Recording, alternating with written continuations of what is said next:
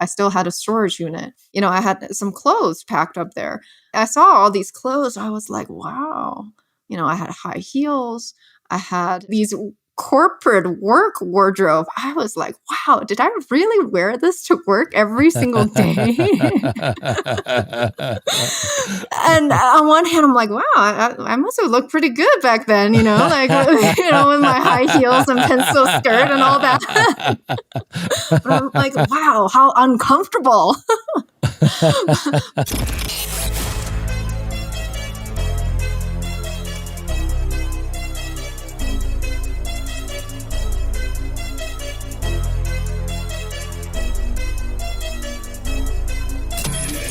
This is the Maverick Show, where you'll meet today's most interesting location-independent entrepreneurs and world travelers, and learn the strategies and tactics they use to succeed. And now, here's your host, Matt Bowles. Hey everybody, it's Matt Bowles. Welcome to the Maverick Show. My guest today is Dr. Christina Liu. She is a mental fitness coach, executive coach, and international best-selling author. She helps entrepreneurs and corporate leaders maximize their potential at work while experiencing more happiness and fulfillment in life. Christina is also the owner of Selva Vida Lodge and Retreat Center, where she conducts life transformation programs and hosts travelers who want to explore the Peruvian Amazon.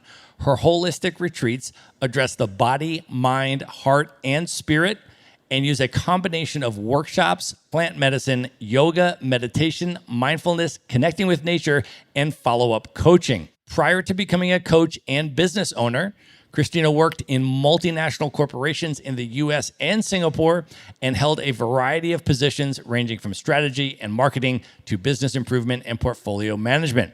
In 2018, Christina left her corporate job to travel the world while building her coaching business. She wrote about her experience in her best-selling book, The Inside Out Journey, an elusive search for self across 3 continents. Christina holds a master's degree in accounting, an MBA, and a PhD in psychology. Christina, welcome to the show.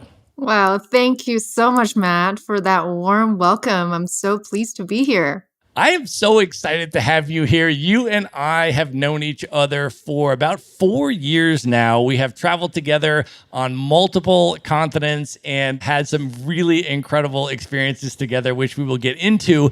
But let's just start this off by setting the scene, talking about where we are recording this from today. Unfortunately, we are not in person, and the fact that we have agreed to make this a wine night. So let's also talk about what we are drinking. I am actually in San Salvador in Central America, the capital of El Salvador, and I am drinking a Montepulciano d'Abruzzo from Italy, which tends to be actually one of the most confusing wines because, as you know, there is a Montepulciano region in Tuscany, and there is also a grape called Montepulciano, which is the one that I am drinking today, made in d'Abruzzo, not made in the region of Montepulciano.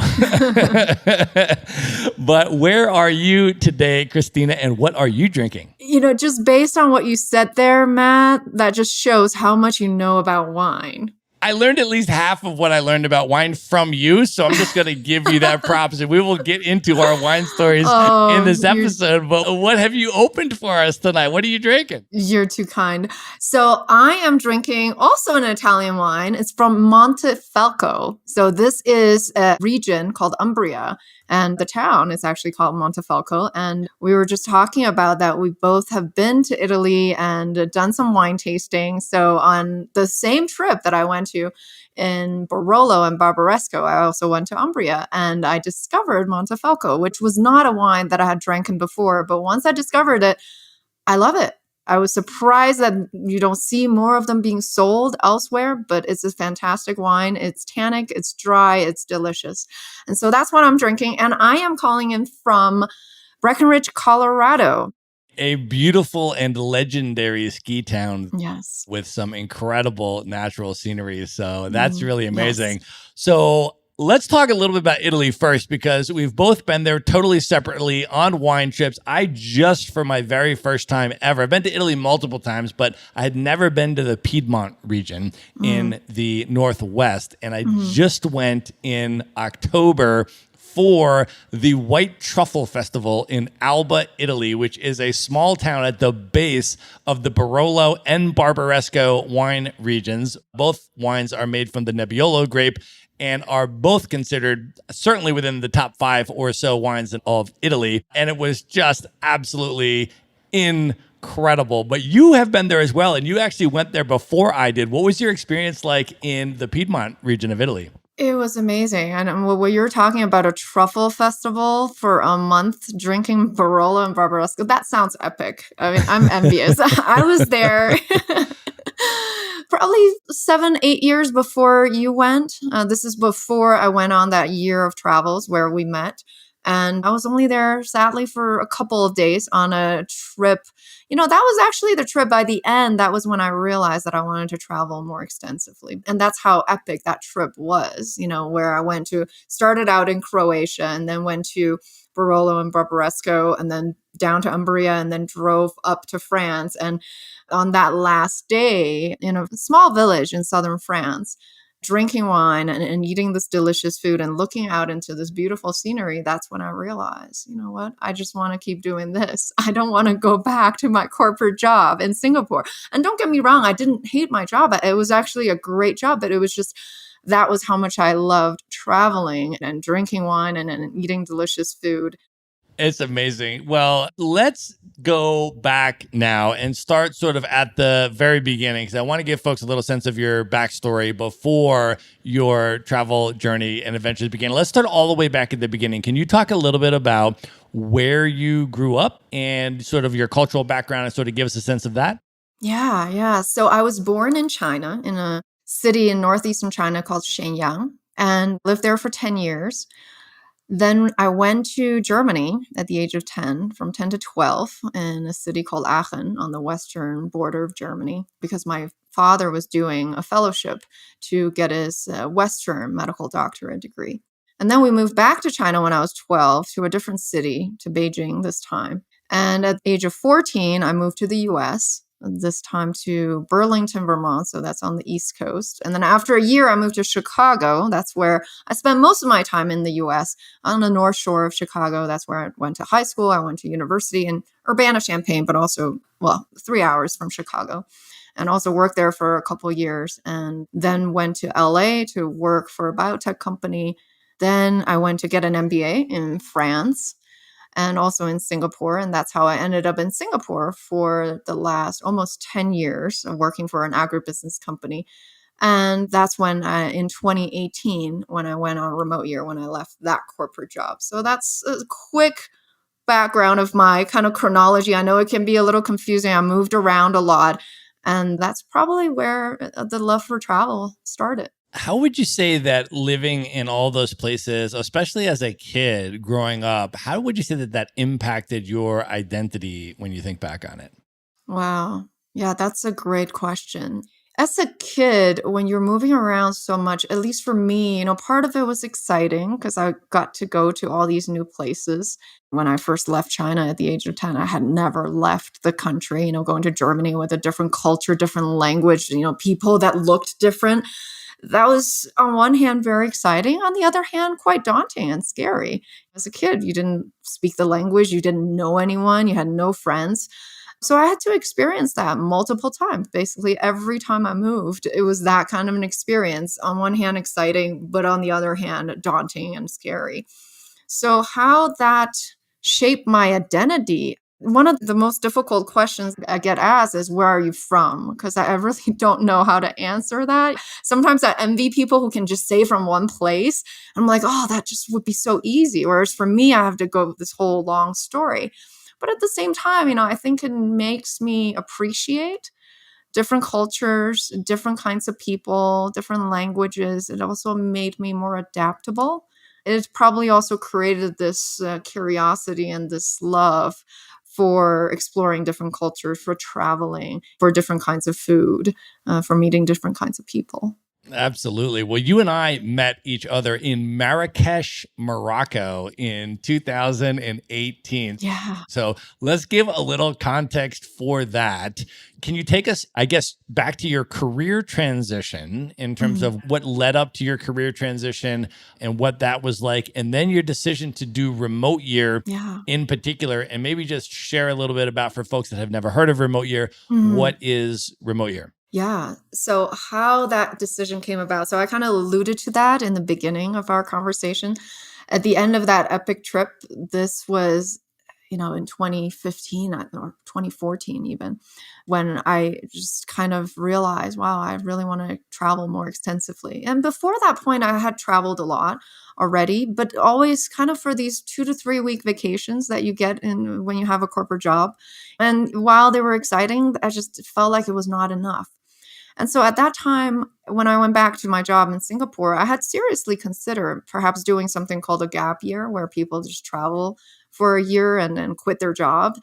And while that sounded romantic and exciting, I couldn't follow through because I think a part of me felt that I couldn't really just travel because that wouldn't be interesting enough. While it's exciting, I felt like I needed something more to do because I still like working. It wasn't that I hated my job or I didn't like working. When I saw this ad about remote year, and I think it was on Facebook, and it said, travel the world with us while working. And my immediate reaction was, oh my gosh, that's what I've been looking for. This is like, you can have your cake and eat it too. You can travel and work. These are the two things that I love the most. And that was gosh, it must have been in April 2017 when I first saw that ad. But at that time, while I got excited, but there was one problem. I didn't have a job that I could do remotely while I was traveling. The corporate job that I had at the time, I had to do it in Singapore, even though I was taking business trips a lot. But it wasn't like I could travel the world and still do that job. And so that was when I started considering, what else can I do? What is a job that I can do while I could still travel? And so at that time, I had already started my Doctor of Psychology studies about a year and a half before that. I started that studies. And at that time, I had already kind of contemplated, maybe this corporate job is not something I want to do for the rest of my life. Not that I didn't like it, but just from a kind of fulfillment and finding meaning and purpose perspective, I didn't know if that job gave me that enough meaning, for me to say, oh, yes, I'm contributing and I'm making a difference. And so that's why I started the psychology studies, kind of thinking about perhaps I can help people more on a direct level, maybe becoming a therapist or a counselor. And so after I saw that ad, I also started doing something called a coaching training. I discovered there's something called coaching and found it could be perfect to combine, my corporate background with the psychology studies that I was doing. And so as I was doing this coaching, more and more ideas came that said, oh, you know what? This coaching thing, I could actually perhaps do it from anywhere because I started coaching clients while I was in Singapore. And many of the sessions we did in person, but there were some that we did over Zoom for this video conferencing. So I said, well, it doesn't really make a difference if I did it in Singapore or if I was traveling in Marrakesh, for example. And so that's when this idea started coming to say, hey, maybe I can do this remote year thing. But it still took me many months to finally decide to make this decision to actually go because it was one of the most scary things that I've done. I think for anyone who is working in a corporate job, maybe not so much now because COVID, I think, has made this remote work so much more accessible to a lot of people. But at that time, imagine this is 2018 when very few people worked remotely. Matt, you excluded, but I think, many people didn't have this concept, right? So for me, it was really scary to say, I'm going to leave this very comfortable and good paying corporate job where I had a good trajectory to doing something on my own, like start my own coaching business while traveling the world with a group of people that I didn't know. So that's what Remote Year is, right? It's a company that puts groups of professionals together in groups of sizes of, I had 29 people and I think you probably had more people in your group. that travel together while working together. So yeah, it was a scary decision, but ultimately in the end, I'm so glad I made it because that completely changed my life. That year is what kind of started the next chapter. That's amazing. Yeah, it was the best year of my life too when I did remote year. And just for Yeah. context as well, I did remote year before you did. So we were not on the same trip. I had done Right. a 12-month remote year trip. And then what happens is when you finish remote year and you become an alumni, you get certain benefits as an alumni, one of which is that you can join other 12 months programs for a month or two at a time. You can just drop in and participate as a full participant for a month or two. And that's what I did with your group.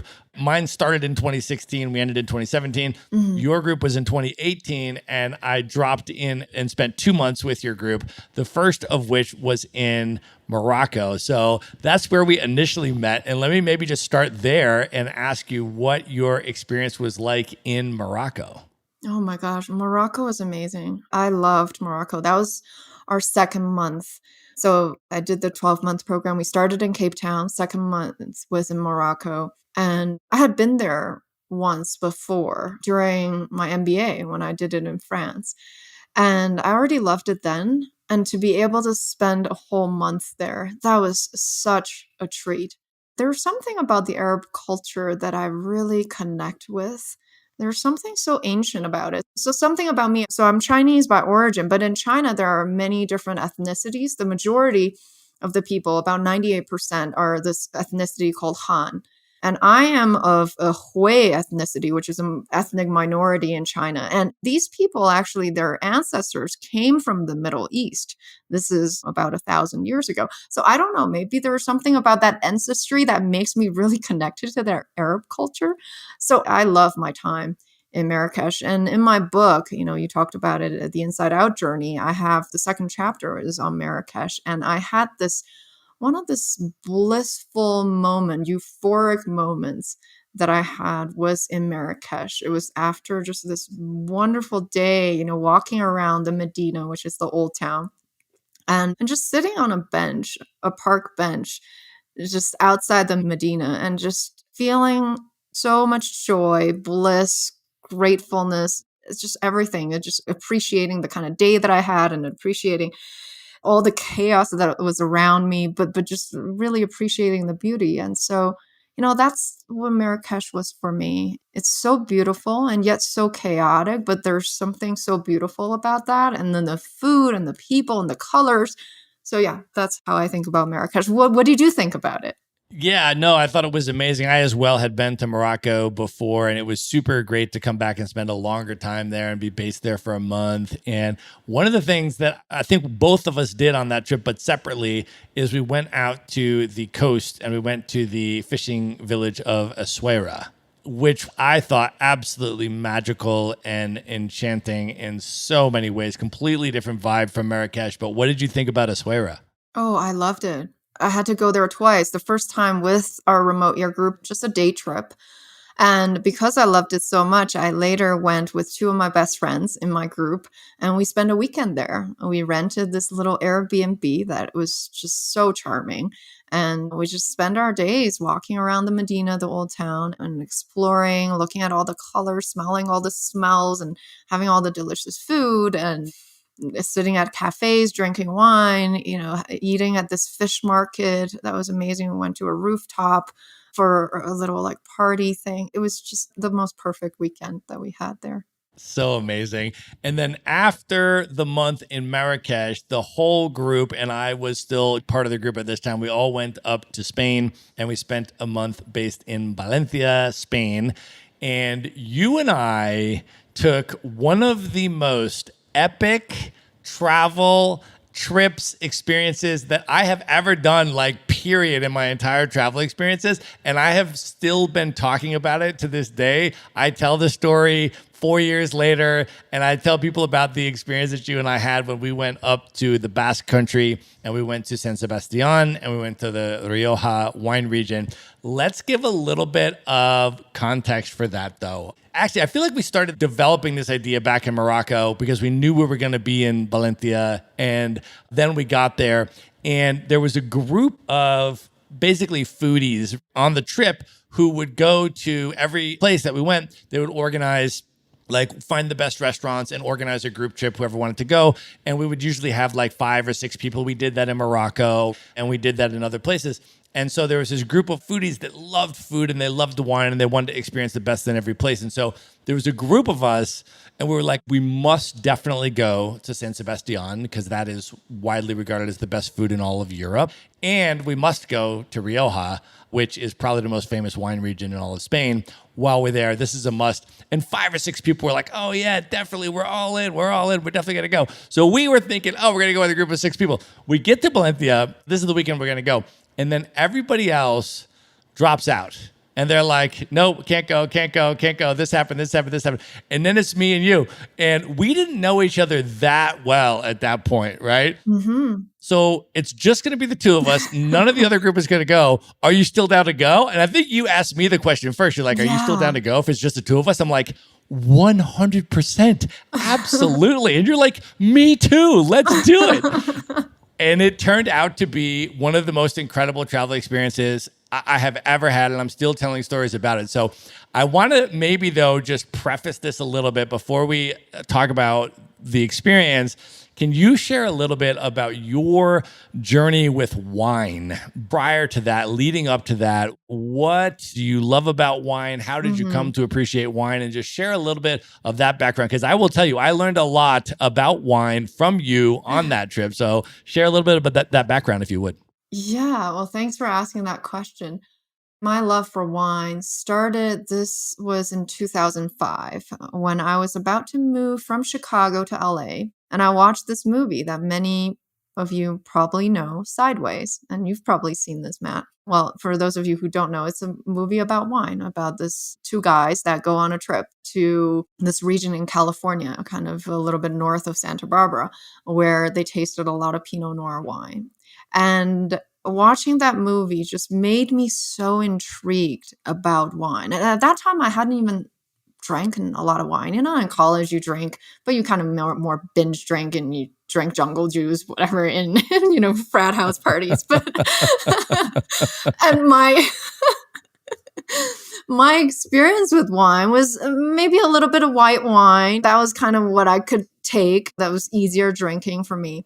But after watching that movie, I just went, wow, especially this monologue that this girl, Maya is her name, and she gave this monologue about wine and how she likes to think about how whether it was sunny or rainy and, what the wine lives through, and how when you're drinking a bottle of wine, it's still alive. It's not just this thing that you drink, but it's actually a living thing.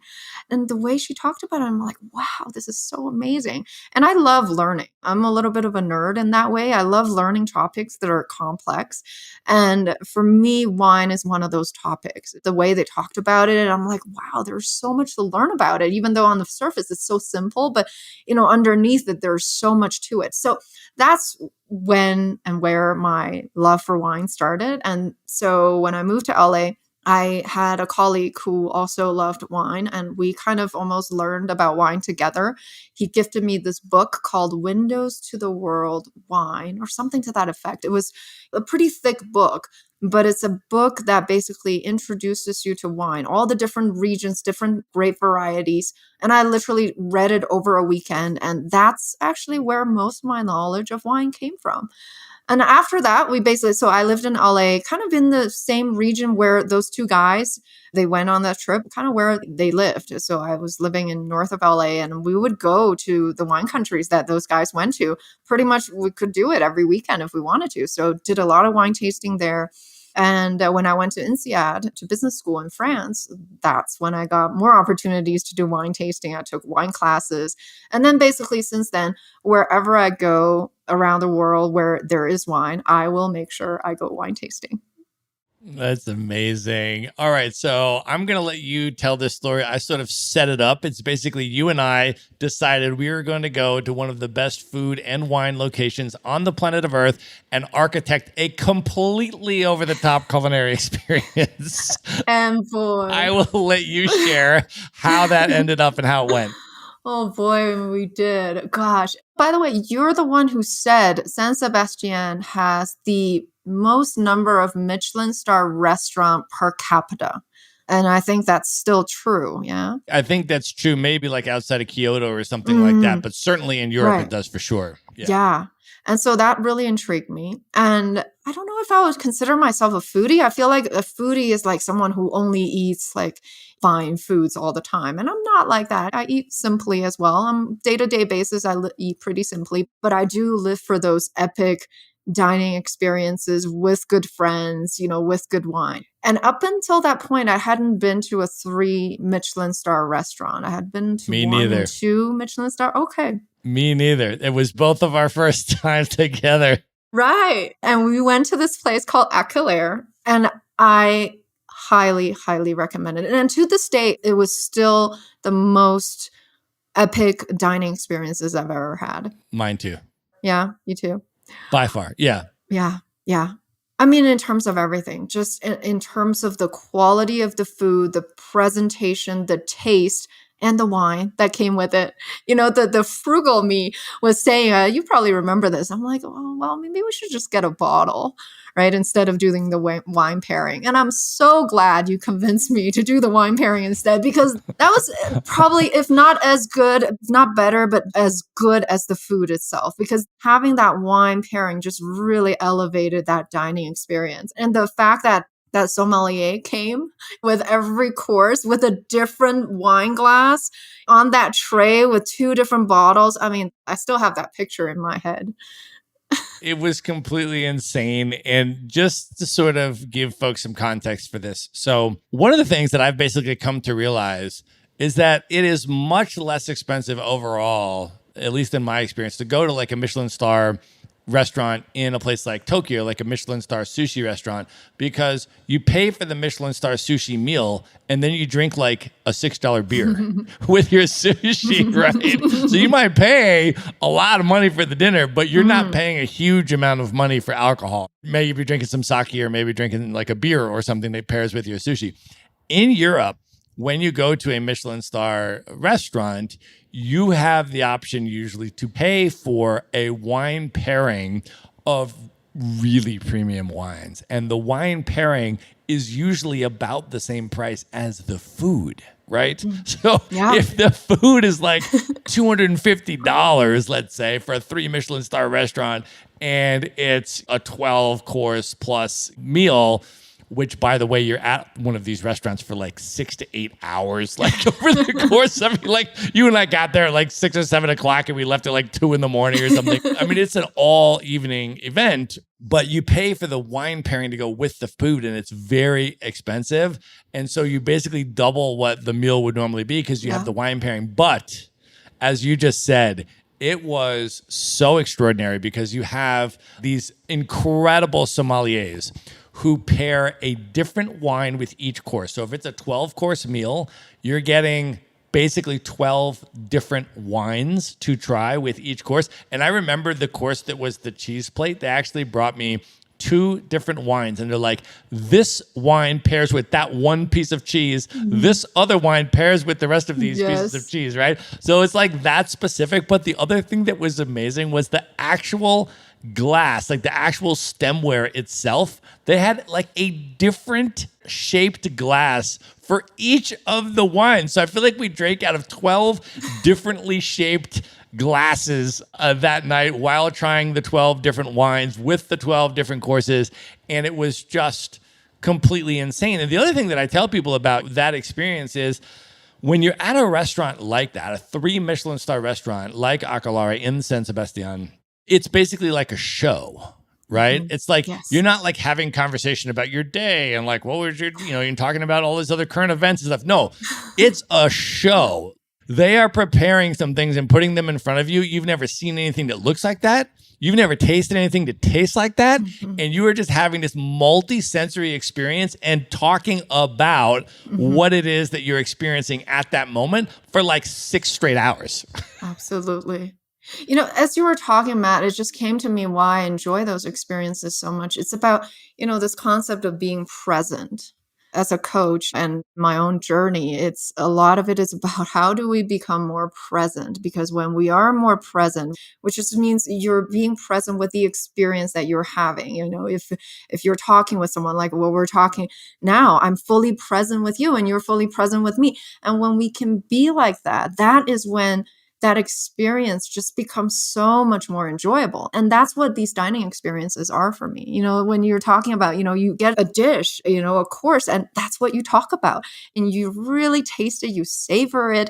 You're not talking about something else. Your mind is nowhere else but on this food that you're having with the company that you're having. I feel like that's what makes it so extraordinary. It was completely extraordinary. And so in that sense, when you tell someone, I went to this restaurant and I paid $450 for my dinner, a lot of people might say, that's crazy. That sounds insane, right? Yeah. But when you think about other stuff that you might spend money on, and if you actually saved up the money and decided to have an experience like this for $450, and it is a multi-sensory experience that you and I, well-traveled people who have done all kinds of really epic stuff all around the world, are still talking about 4 years later and are still telling people about 4 years later. And it's still, we think back on it and it impacted us 4 years later. That's why it's worth $450 for the overall experience. It was insane. Absolutely. Absolutely. And by the way, also, let's just talk about the full range of culinary experience in San Sebastian, because it's not all fine dining. So we did one fine dining experience at the 3 Michelin star, and then we spent an entire Sunday walking around to pubs and just hopping into these pincho bars and eating these pinchos for like $1.50, $2 each. Right. And it was also completely next level. It was amazing. Oh, absolutely. And pinchos became one of my favorite foods. And you're the one who introduced me to it. And if you want to have pinchos anywhere in the world, you got to go to the Basque country to have it. And I think that's where it came from, right? Pinchos. It's basically, for those of you who don't know, it's kind of like bruschetta, but it's the Spanish style. It has a toothpick in the middle that holds all the stuff together. So it's on a piece of bread, and you can have different toppings, whether it's meat or cheese or seafood, or a combination of all of them. In San Sebastian or in the Basque country, people get really creative with their pinchos. And I think that day on the Sunday, we've hopped to 4 or 5 different pinchos places. And we had 4 or 5 different pinchos at each place, and we would share a glass of wine. And that was, again, an epic Sunday. And we walked around the town of San Sebastian. I think I must have clocked in over 20,000 steps that day, just going around the whole city. And it's such a beautiful city. And even the pinchos are unbelievable and very inexpensive. And so it's not all fine dining there. Even if you want to just spend $10, hopping around and having pinchos for $10, $12, you can have unbelievable food that will just blow your mind. It's just an incredible place overall and just a gorgeous town. It's really, really a special place. The other thing is that it is within driving distance of the Rioja wine region, which we decided to make. I don't even want to call it a day trip. I tallied this up. You and I literally were drinking wine for 18 consecutive hours. So let's just call it a day and a half trip where we left San Sebastian in the morning. We got out to Rioja for our first wine tasting at noon, right? And so we had our first wine tasting, then we had lunch with wine, then we had afternoon wine tasting, then we had dinner with wine, and then we just, we bought a bottle from one of the vineyards that we were at and all this kind of stuff, and we spent the whole day, and we spent the whole night, and then the most amazing thing that I have ever seen, Christina, I was so impressed with you. We get back to our place at 5:00 in the morning, okay, after drinking wine from noon. And we have this one bottle that we had bought from the vineyard. And you're like, I think we should open that bottle and drink it now. We opened a bottle at 5 and drank it until 6:00 in the morning. So we had literally been drinking from noon until 6 a.m., 18 consecutive hours. It is absolutely a record that I suspect will never be topped. It was unbelievable. No, yeah, absolutely. And, now when I look back on that day, I don't think I was drunk because I remember everything during that day. I think One, it must be the quality of the wine that we were having, and also just the food that we had. And we spaced it out for 18 hours. Right. Yes. Yes. That was the trip that really took Spanish cuisine to another level for me, because up until that point, I felt like I loved French food. I love Italian food because they're both, packed with flavors, very sophisticated. Whereas Spanish food, all I knew was tapas. And while they're good, but to me, they were nothing special until that trip. I mean, I really started looking at Spanish cuisine from a whole new light. We just had some of the most delicate and delicious food that I had ever had. It was amazing. And tell me your impression of the Rioja wine region. You, of course, had been familiar with the wines. And then when we finally got to the region and spent the day in the vineyards, went to the wine museum, all that kind of stuff. What was your impression of Rioja? Oh my gosh, so beautiful. So beautiful. I had always loved the Rioja wine. And this is the reason that I love wine tasting so much is you get to experience where that wine comes from. You get to see the region that this wine is made from. You get to see the grapevines and you get to taste multiple wines. You get to learn about the wines from the people pouring your wine. And when you go with great company, and I always do wine tasting with great company, such as yourself, it just makes the experience so special. It was completely amazing. And the other place that we went in the Basque country was Bilbao, albeit briefly, but we did go through there. I had lived in Bilbao previously for a month. And so I had said to you, like, if we're going to the Basque country, like, you must see Bilbao. You have to see the Guggenheim Museum. Yes. And like, you just have to at least get a taste of it because you will not want to miss this. So what was your impression of our time in Bilbao? Oh, it's such a charming little town. The Guggenheim Museum was so beautiful. I feel like it's one of those structures that makes the city. And I started eating pinchos from Bilbao when we first landed there. That was when I had that vividly remember we were in the middle of the old town in a little square. And we just had 3 or 4 different pinchos at this little restaurant and had a glass of wine each. And that was a beautiful experience. I really enjoyed it.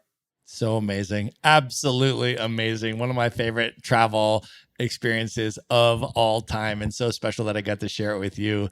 Likewise. So after that, I ended up then departing, right? Because I spent the 2 months with your group and then I was off doing other things and you continued traveling and doing other things, which I really want to hear about because I know that when your group got down to Peru, you started doing some side trips, spending time in Amazon and all that kind of stuff, which ultimately ended up impacting your future trajectory a lot. Can you share a little bit about your time in Peru? Yeah. So Peru, that was my month 9 of remote year.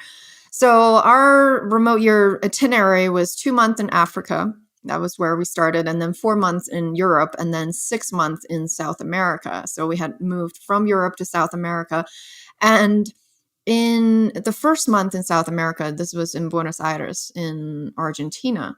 And I talk about it in my book. This is kind of the turning point of my experience on a remote year. And I won't get into too much detail, but that was a monumental month on so many levels. On one level being, I went to this workshop, not sponsored by Remote Year, but it was held in the workspace. And it was from this coach from LA. And she opened the workshop by saying, I just came back from Peru. I had ayahuasca there and I got so enlightened, I created this workshop. I'm paraphrasing, something to that effect. And that really piqued my interest because I was like, what is this thing that she said she had in Peru? Because I never heard about ayahuasca until that point.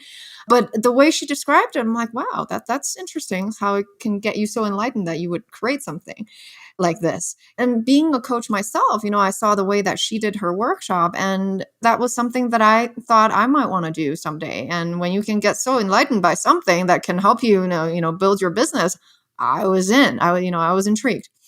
And so that's where I heard about ayahuasca. It was in Buenos Aires. And then next month, I traveled to Salta as a side trip. This is in northern part of Argentina. And I met a fellow traveler who talked about something called kambo. And she said it's a frog poison. She experienced it. She was from Germany. And she said it changed her life so much, for the better, that when she described it like that, I said, well, it sounds a little bit similar to this ayahuasca thing that this other coach in Buenos Aires talked about. And she said, oh, yeah, they're kind of related. They're both from the Amazon jungle in Peru. So that's how Peru came about. And as we were leaving the restaurant, we bumped into this gentleman who is from Peru. And I was like, oh, I'm going to Peru next month. And he said, oh, when you're there, you have to go to Iquitos. Then you take a boat down the river, down the Amazon River, and it will be so beautiful.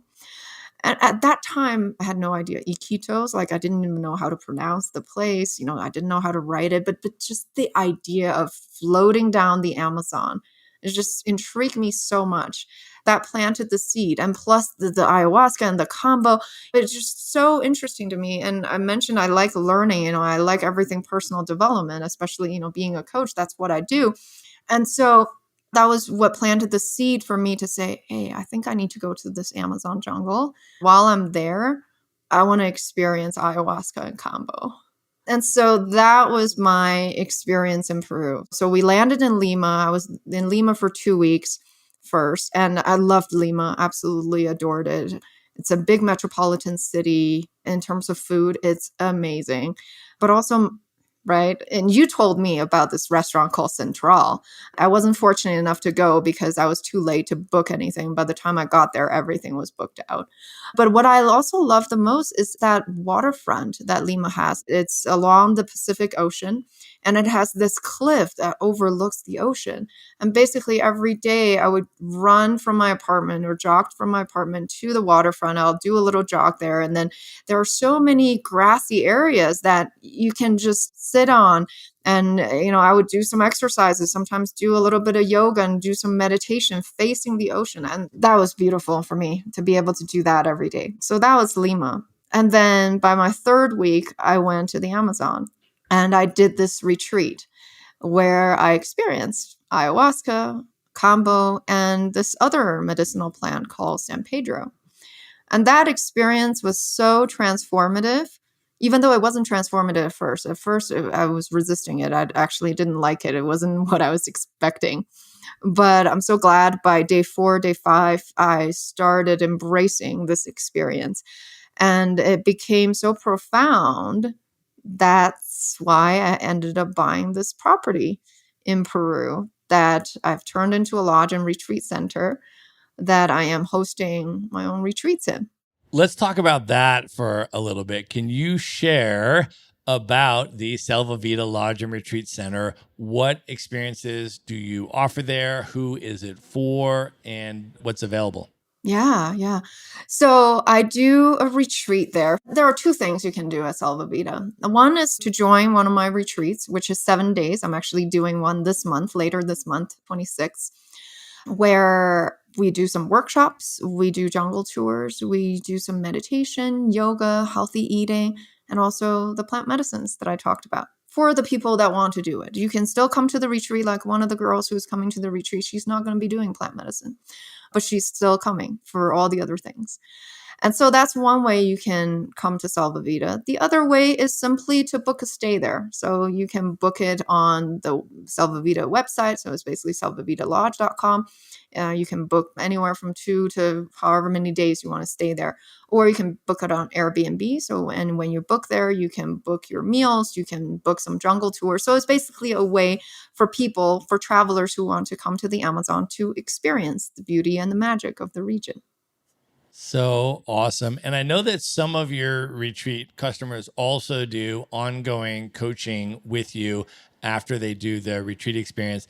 And I want to ask you a little bit about your coaching programs and who those are for and what type of coaching you offer. Yeah, great. So I do a combination of one-on-one coaching and as well as a group program using what I call the positive intelligence theory or framework. And who it's for, it's mainly I coach entrepreneurs as well as people in the corporate world. I call them corporate leaders, but you don't have to be a leader. I believe everyone is a leader, but anyone kind of with a similar background as me. In my experience, I've found those are the people that I've connected with the most, that get the most out of my coaching, because I feel like, they feel like I understand them and I feel like I can support them, whether it's challenges, obstacles, or desires that they have, whether it's to get up to the next promotion in their corporate job. Or perhaps a lot of people come in and say, I don't know if this is for me forever, just kind of like the dilemma I had 5 years ago.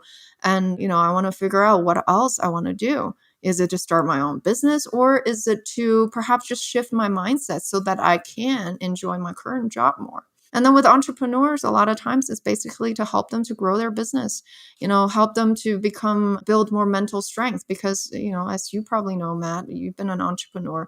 While it's rewarding, it's really satisfying, but it's also challenging, right? It requires mental strength. So that's what I help them to do. And with this positive intelligence framework, I really like it because I've gotten to know it for about 2 years. And before that, I had learned from lots of theories and frameworks. I got a doctor of psychology. So I learned a lot of theories there. I've been to a lot of Tony Robbins events. I got trained with coactive coaching. So lots of frameworks, but still, this is the one that I connect with the most because one, it's really simple.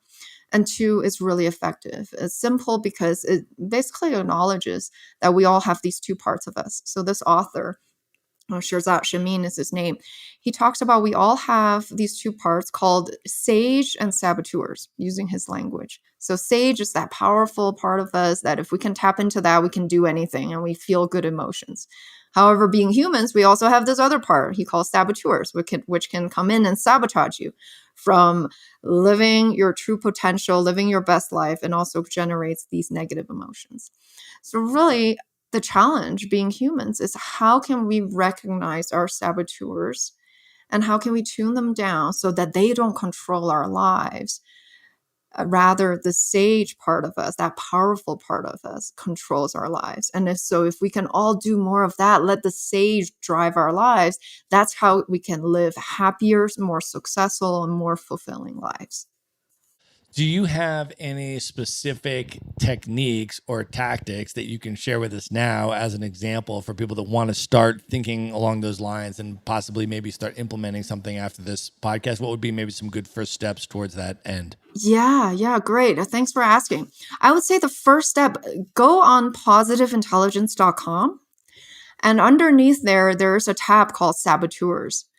And there's a free assessment that you can take. It takes about 5 minutes or less. And it tells you what are your top saboteurs. So according to this author, there are 10 saboteurs. And in this test, it tells you 9 of them. And the 10th one, or that's actually the first one, the judge, we all have. So it's not showing up in the test. But most people find it really enlightening when they get an understanding of what their saboteurs are. So this is that first step of getting that self-awareness of, what are these forces that are coming in and sabotaging me on a regular basis? So for me, even with all the other work that I had done, once I took this test and understood this theory, it was life-changing because then I could actually put a name on these behavioral and emotional patterns that I've had for my whole life that were not serving me. And up until that point, I always felt like maybe there's something wrong with me or this is just the way that I am. I'm never going to overcome this. So there was a little bit of this defeatist thinking pattern that I had. Whereas after I learned that these are actually just saboteurs, we all have them. I'm not so special that I'm incurable or I'm just something was wrong with me. So once I was able to put a name on them, I was able to work on them. I was able to reduce their power. So that's the first thing I would say that people can do. And it takes very little time and it can give you this understanding. And I'm just thinking about other things you can do for free. There's a TED Talk by Shirzat. You can watch that to understand a little bit more about the theory. And of course, there is the book, Positive Intelligence. You can get it on Amazon in various formats, $20, relatively cheap. So these are kind of the low entry point ways that people can get a little bit of more understanding of this concept. And of course, once you realize, okay, I like it, I want to go further, I host this 8-week program to help people to understand this concept more. So basically learn more about their saboteurs, how to tune them down, and how to tune up their sage. So that's that 8-week program for people who are more interested and more committed, who want to go deeper. Awesome. We are going to link all of that up in the show notes. So folks can just go to one place at themaverickshow.com, just go to the show notes for this episode. We're going to link up those free resources, the TED Talk, and also how to find out more about Christina's program and everything else. So you can just go there and all of the links will be right there in one place. Christina, the other thing that I want to ask you about is your book that recently came out and is crushing on Amazon and other places. Can you share a little bit about what led to writing the book? Yeah. What made me want to write the book? It was actually also a long journey. It came about, I would say, quite organically. I would say the first version of that book is my blog post throughout remote year and my Instagram posts. Basically, it's just a way for me to document my travels because it was such a special experience. And also before I left Singapore to go on this trip, many people were asking, how are you going to document this? And I didn't really know how, and I wasn't a blogger before, but I said, you know what, maybe I can just start with some simple Instagram posts and then write a little blog. So that's what I did. So that was kind of the first version of the book. And then the second version was my Doctor of Psychology dissertation. So I mentioned I started the studies when I was still working in my corporate job. And when I went on remote year, this was at the beginning of 2018, I had already gone into the dissertation writing phase. I had finished my coursework. And so during this trip, partly my work was building on my coaching practice, but the other part was doing research for my dissertation. And at one point, I changed my dissertation a few times. Anyone who has written a dissertation probably can relate. But in the end, I decided on writing about transformative learning. And because this is a learning modality for adults to learn through experiences, through having experiences and then reflecting on it and making it so transformational that it really changes your worldview.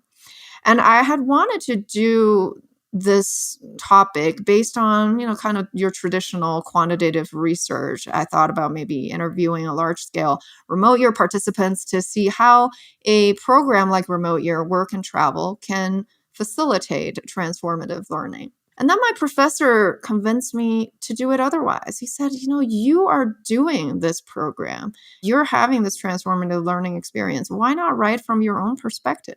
And so that's when I decided, okay, I will write my dissertation from my own perspective, of course, with theoretical research and with some interviews and surveys from remote year. But the majority of it was my own experience, looking at my whole life, but especially during remote year, how a lot of the experiences were transformative and were transformative learning experiences. So that's kind of the second phase of the book.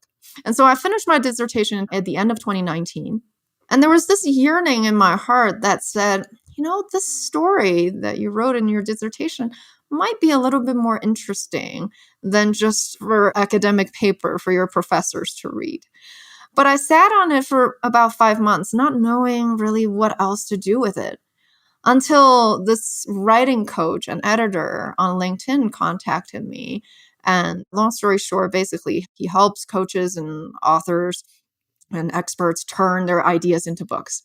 And so I started working with him over several months to basically kind of talk about this dissertation and how I can turn it into a book that more people would want to read. And so over, I would say, 9 months period, that's when he helped me to kind of structure the book.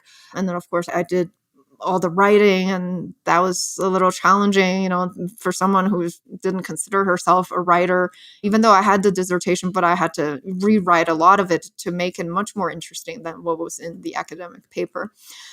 And so, that's why I decided to write the book. So let me ask you a little bit about the impact of the experience of writing down your experiences. So you mentioned that remote year experience of travel and everything that you experienced and the people you interacted with and the experiences you had was completely transformative for your life. Can you talk about the process of actually writing it down on paper and what role the writing down of the experiences played in processing the experience and what role it played in the overall transformation? Yeah. I feel like because I went through the writing in so many different phases, first the blog post, that was the first reflection. And then the dissertation, so reflecting on a deeper level, more from an academic level, and then writing again from a more kind of people that want to read it perspective. So I feel like every time I wrote about it, it deepened the learning that I had from that experience. I feel like I took more out of that experience. It's interesting that you asked because part of transformative learning, there are kind of three main components of that, of what composes of transformative learning. The first one is the experience. You have to have an experience that is a little bit different from the world as you knew it. And so that the experience is very central. But the next one is the reflection of the experience. So you can have a great experience that could potentially change your life, change your worldview. But if you don't reflect on it, it still won't do that, right? It still won't change your life.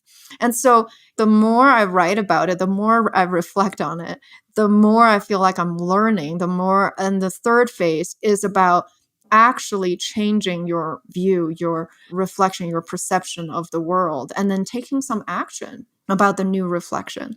And so, every time I do it, it's kind of like some new learning comes about. And also, the other thing is just appreciation about the experience. Like what you talk about, you can have this epic dining experience, like an éclair. And it was epic at the moment. And I feel like, every time you remember it and you talk about it, it becomes even more epic. It's Totally. it's like one of those Totally. things you can just savor and savor for a long time. Yeah, 100%. So when you think back on the whole thing, you think about Christina Liu in 2017, right? When you were leaving your corporate job and making that transition and starting to travel, and where you are now. And you just think about the last 5 years of your life, which is a very small portion of your whole life. Can you just sort of think about and maybe share a little bit about the impact that travel has had on your life? How would you summarize that when you reflect back on it? It's completely life-changing. When I talk about transformative learning experiences, I would say travel is right up there in terms of the opportunity to have a transformative learning experience. And then to be able to reflect on it just makes it so much more rich. And so my life has completely changed in a short span of 5 years or a little over 4 years. At the end of 2017, I was living in Singapore in this big metropolitan city, working at a corporate job. I just recently went back to Singapore and it was amazing to go back there, see some old friends. But the other thing I did when I was there is I still had a storage unit during all these 4 years that I was away. And I went through some of this was a fun experience. I had some clothes packed up there. I saw all these clothes. I was like, wow. I had high heels. I had these corporate work wardrobe. I was like, wow, did I really wear this to work every single day? And on one hand, I'm like, wow, I must have looked pretty good back then, like, with my high heels and pencil skirt and all that. But I'm like, wow, how uncomfortable. But talk about it, just to give you a context of how much my life has changed. Oh, and the other thing that my life has changed, I must thank you for. So when I first came on remote year, I brought this huge suitcase. It was about 30 kilos, so it was like 70 pounds, right? Plus a carry-on suitcase, plus a backpack. So I was carrying a lot of weight. So thinking I would need all of that, right? And then we had this conversation in Marrakesh at this cafe, and you said you have been traveling the world for 3 years with a carry-on and a backpack. And I said, no way I can do that. You're a guy. That's probably why, you don't need as much. But then you said, oh, no, I actually have met a girl who does that. It could even be easier for a girl because your clothes are smaller. So that's what planted the seed in my head to say, hey, maybe I can do that. So by the end of month 4, I was down to a carry-on and a backpack. And that was how I traveled for the remainder of remote year and pretty much until now. And that's another big change that it made in me, this kind of minimalism, just the realization of how little that we actually need to be happy and to be fulfilled and to do what we love to do, and then to make an impact and make a difference and be good in this world. And so for me, that was huge, to have this boiling down to very few things that I need. And the other thing is just my lifestyle. Now, my full-time job is a coach, and I also run this retreat center. And then I've also recently become a writer. And I have freedom. I have flexibility. I do work that I love. I have complete autonomy and control over the type of work that I do. And I feel like I make a difference on a much more direct basis into people's lives, because I coach people one-on-one or in small groups. And, that gives me so much meaning and satisfaction. And so, yeah, short answer is my life has completely changed, and it's for the better. And at the same time, I'll say, I'm not saying it to make it like this romantic view, like, oh, you can, just quit your corporate job and travel the world, and then like 4 years later, your life will be perfect. No, there have been lots of challenges along the way. I didn't talk about them. And even starting your own business, becoming a coach, trying to get clients, there have been challenges. There are days when you don't know where your next paycheck is going to come from. And so all of that takes mental strength. And that's why doing the work that I do, building this mental fitness, tuning down my saboteurs and tuning up my sage has been so important to help me through the challenges. That's amazing. And I think that's actually an amazing place to end the main portion of this interview. And at this point, Christina, are you ready to move in to the lightning round? Yes, let's do it. Let's do it. The lightning round. All right. What is one book that has significantly impacted you over the years you'd most recommend people check out? I would say A New Earth by Eckhart Tolle. That was the book that started me on my self-discovery and transformation journey. Awesome. With all the travel that you have now done, what is one travel hack that you can recommend to people? I don't know if it's considered a hack, but I would just say, based on what I said, travel light. You don't need as much as you think you need. Yeah, just really travel light. I always just travel with a carry-on and a backpack as much as I can. Yeah. I love that. Awesome. All right, Christina, knowing everything that you know now, if you could go back in time and give one piece of advice to your 18-year-old self, what would you say to 18-year-old Christina? Wow. I would say really be yourself. I know it sounds cliche, but don't care so much about what other people think. Really, go deep into your heart, ask yourself, what is it that you want, and follow that. Awesome. Of all the places that you have been to now in the world, what are your top 3 favorite travel destinations you would most recommend other people should definitely check out? I'll have to say Peru is up there just because of my special connection with it. The other place I love, Myanmar. I had some just amazing experiences there. And the other, gosh, Matt, this is a really hard question. But I'll say Croatia. That is just how beautiful the beaches are. Amazing. Those are really good picks. All right, Christina, last question. What are your top bucket list destinations? These are places you've never been, highest on your list you'd most like to see. I would say Bhutan. This is one of the few Asian countries I haven't been in because I lived in Singapore for so long. I've been wanting to go and haven't had a chance. And then I would say somewhere in Africa, let's say the Congo. So my partner, boyfriend, he's traveled extensively in Africa, and he always talks great things about the Congo. So I will say that. Wow. Amazing. Awesome. All right, Christina, I want you to let people know how they can find you, follow you, contact you, definitely how they can buy your book, how they can learn more about your coaching services, your retreat center, all that good stuff. How do you want people to come into your world? Yeah, thanks for that. So you can find me. I have a website. It's very simple. It's basically christinaliu.com. So Christina is with a K, and Liu is spelled Liu. And on Instagram, I am Coach K Liu, so Kliu. And my book is the Inside Out Journey book.com. And my retreat center is Selva Vida Lodge. So it's selvavidalodge.com. Amazing. We're going to link all of that up in the show notes. So folks can just go to one place at themaverickshow.com, go to the show notes for this episode, and there you will find all of the ways to contact Christina and get involved with all the amazing things that she's up to in that one place. Christina, this was amazing. Thank you for being part of some of my most amazing travel experiences ever. And thank you for coming on the show. Oh, thank you so much, Matt, for giving me this opportunity. And this was so fun. I really enjoyed it. It's such a gift to be able to connect with you after so many years after we traveled together.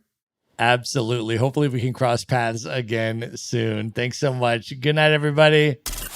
Be sure to visit the show notes page at themaverickshow.com for direct links to all the books, people, and resources mentioned in this episode. You'll find all that and much more at themaverickshow.com. Learn how Maverick Investor Group can help you buy cash flowing rental properties in the best U.S. real estate markets, regardless of where you live. Schedule a free phone consult today at themaverickshow.com/consult. Now you can buy rental properties with tenants and local property management in place, so you don't have to be a landlord or a rehabber. To get your questions answered and discuss how Maverick Investor Group can help you meet your real estate investing goals, schedule your free phone consult today at themaverickshow.com/consult. If you like podcasts, you will love audiobooks, and you can get your first one for free at themaverickshow.com/audiobook. Whether you want the latest best-selling novels or